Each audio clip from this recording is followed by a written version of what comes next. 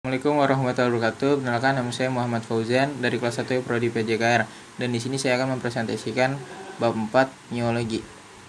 Miologi atau bahasa Yunani miologi berasal dari kata mio, otot atau muscle, dan logi yang artinya ilmu pengetahuan. Jadi, miologi adalah ilmu pengetahuan yang membahas tentang otot.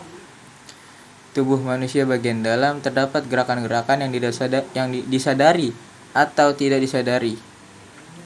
Komposisi kimia otot ditinjau dari komposisi kimia yang menyusun otot. Otot terdiri atas 70% air, 70% protein, dan 5% mineral dan garam-garam bukan organik.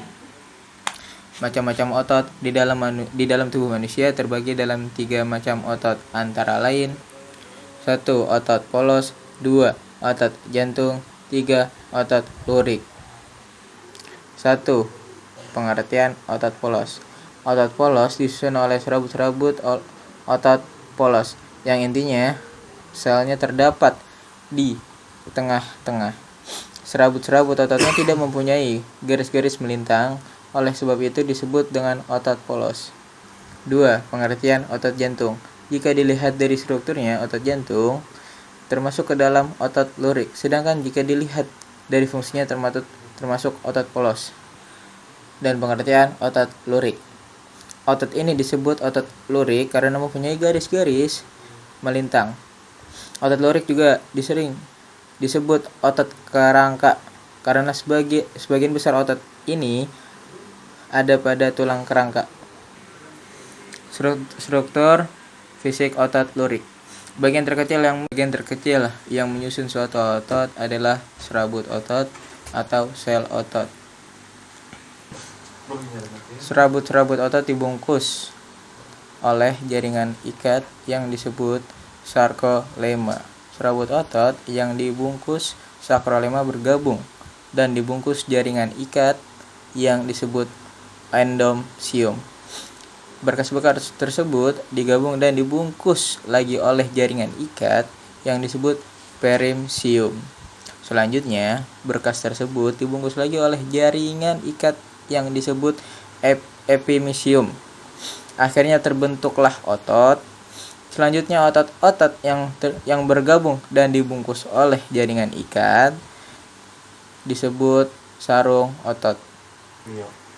Pada umumnya, otot-otot selalu melekat pada salah satu struktur tersebut supaya otot tersebut dapat melaksanakan fungsinya berkontraksi atau mengadakan gerakan. Berikut ini jenis filamen atau serat pijar atau filamen pada serabut otot. 1. Filamen tipis yang disebut aktin. 2. Filamen tebal yang disebut miosin. Di antara filamen tersebut, sarkoplasmanya mitochondrium, sarkoplasmik reticulum halus, dan ion kalsium. Origo dan insertio. Pada waktu otot berkontraksi, kedua ujung otot dapat berubah menjadi dekat atau tidak berubah panjang atau jaraknya. Ujung otot yang melekat pada tulang yang bergerak disebut insertio. Saraf pada otot. Serabut saraf merupakan bagian dari susunan saraf periferal yang menyebar dari inti selnya yang terdapat dalam sumsum tulang belakang.